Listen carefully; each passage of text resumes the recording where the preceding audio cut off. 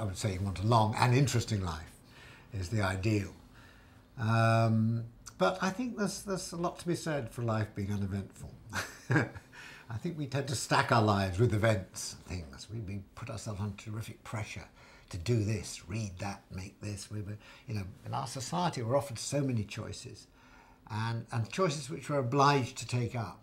Whereas I've been to many places in the world where the choices are very, very basic, simple, getting the harvest in or not getting the harvest in, dealing with the death of a child or something like that.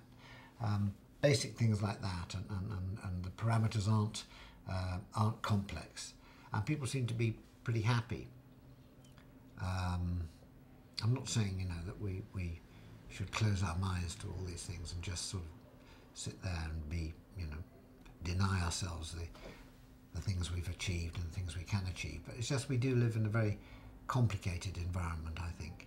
And I think that at the same time as our science teaches us how to cope with life and how to live longer, it also complicates life. And I think a lot of these things like sort of cosmetic surgery, gene replacement, all this sort of thing, puts even more demands on you, you know.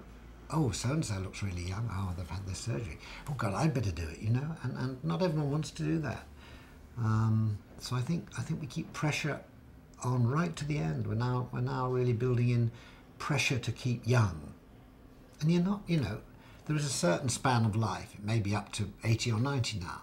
And there's a young bit, and there's a middle-aged bit, and there's an older bit. And say you're 79 and you want to look young, 79 should look the way you are. You feel the way you are, and if you're feeling right, you probably will project youthfulness. But to say, you know, there's a kind of identikit which you can sort of create to make somebody look young when they're not, I think is just fooling ourselves.